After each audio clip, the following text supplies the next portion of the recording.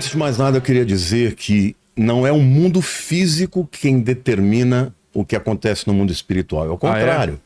É o que acontece no mundo espiritual que determina o mundo físico, porque o mundo físico veio do mundo espiritual. É um mundo que coexiste com o nosso? Coexiste, são dimensões diferentes. E o tempo lá, como funciona? Na eternidade não tem tempo. Tá. É diferente. A nossa dimensão temporal, ela é parte de uma dimensão que vai acabar um dia. O Deus é eterno. O que significa que Deus é eterno? Que ele pode experimentar o passado, o presente e o futuro da mesma forma. Porque, na verdade, ele olha de fora. Ele está fora do tempo. Está fora do tempo, está fora da dimensão do tempo. E o mundo espiritual, ele determina o que acontece no mundo físico. Então, por que eu estou dizendo isso? Porque, na verdade, isso que as pessoas estão sentindo, né, uma certa angústia, um medo do que vai acontecer, isso já é resultado de uma opressão espiritual que está acontecendo nos dias que nós estamos vivendo. E eu, pessoalmente, acredito que nós estamos já vivendo num período que vai avançar para um governo do anticristo. Então, esse espírito de, né, essa fissura, esse medo, essa angústia, eu acho que algumas pessoas podem até estar tendo algum discernimento de que vai acontecer alguma coisa errada, mas mesmo as que não têm, estão sentindo a opressão que é resultado das batalhas espirituais que estão acontecendo. E eu acredito que a gente também pode deixar mais para o final do programa, mas eu acho que a inteligência artificial, ou o que vier a partir dela, é meio que um arauto desse final dos tempos, porque as possibilidades que se abrem daqui para frente de tecnologia, de substituição de emprego, de pobreza, e as mudanças climáticas e aumento das guerras, pode culminar para uma coisa meio irreversível, né? Não, será irreversível.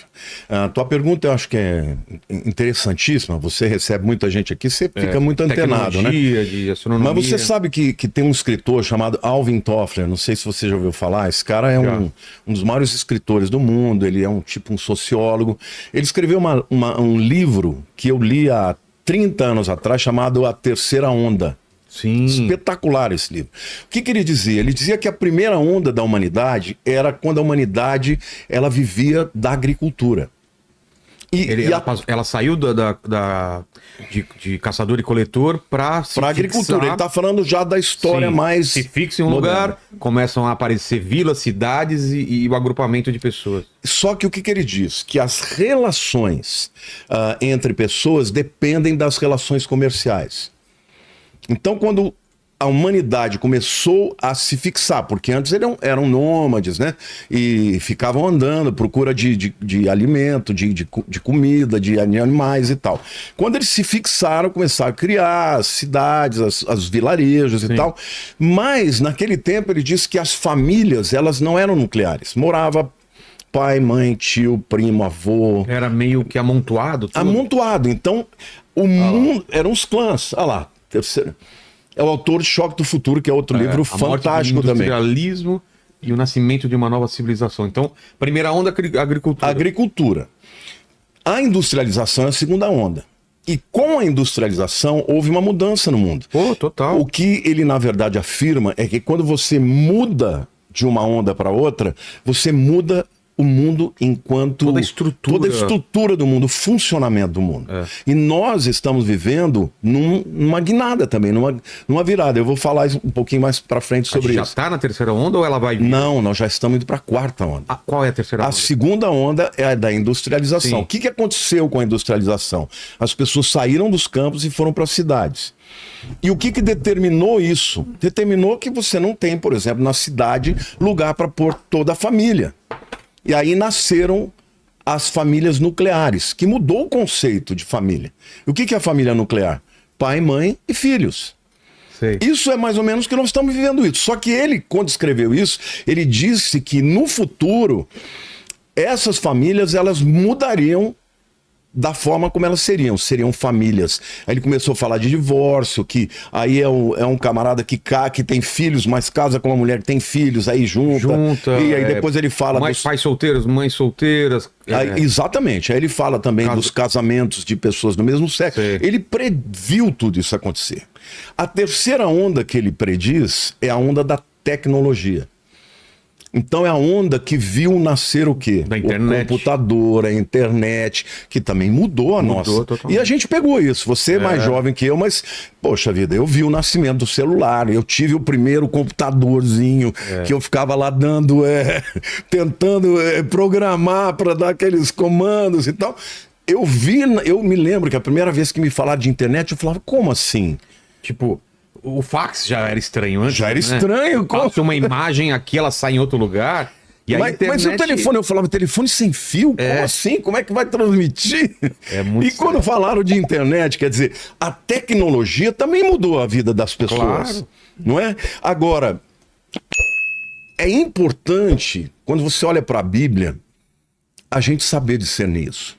Eu acho interessante porque lá em 1 Crônicas, capítulo 12, versículo 32, Davi, quando ele passou a governar em Hebrom, né? Porque primeiro ele governou 7 anos em Hebrom, que é no sul, em Judá, na região do sul de Israel, e depois ele unificou as tribos. Ele, quando ele foi formar o seu exército e o seu gabinete de governo, olha o que a Bíblia diz. Conhecedores da época para saberem o que Israel devia fazer, 200 chefes e todos os seus irmãos sob as suas ordens. Tinha uma tribo de Judá, de Israel, que se chamava Issacar. E eles tinham homens inteligentes para discernir o tempo. E Davi, quando foi formar o seu gabinete, ele contratou esses caras. Então, hoje, para responder a tua pergunta, para onde nós vamos, o que nós precisamos discernir os tempos. Porque o discernimento disso aí, das transformações, é tão importante. E eu estou falando tanto de discernimento espiritual, quanto de discernimento de inteligência mesmo. Por exemplo, você já ouviu falar do Holocausto Armênio? Sim. O Holocausto Armênio começou Vamos fazer até um programa especial sobre isso. Começou em 1915 e foi até 1923, quando a Ataturk veio e fez... o Império Otomano caiu e aí ele fez uma revolução democrática, uma revolução educacional. A Turquia passou a ser uma nação, né, de primeiro mundo, ocidental e tal. Só que durante esses 8 anos, os números mais, vamos dizer assim, econômicos, dizem que morreram 800 mil armênios. E os números maiores, 1.800.000.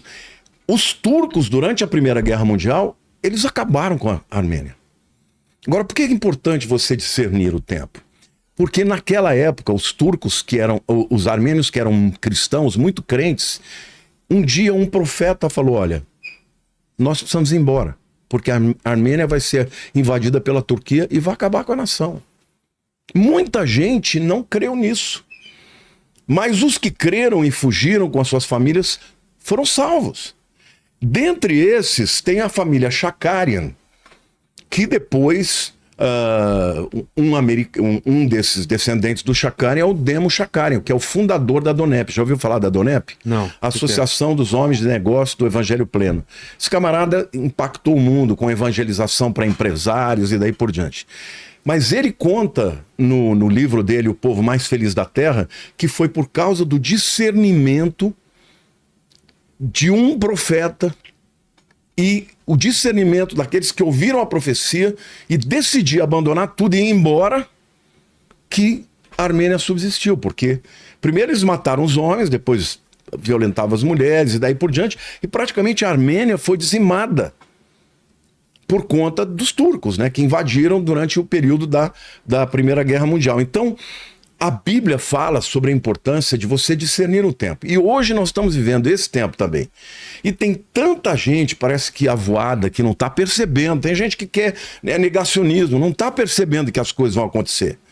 Os sinais estão aí, Jesus mostra os sinais na natureza, os sinais de tudo que a Bíblia diz, que nós vamos falar mais para frente, e as pessoas ainda assim preferem acreditar no mundinho que nós estamos vivendo e não discernir os tempos, e o discernimento, ele é muito importante.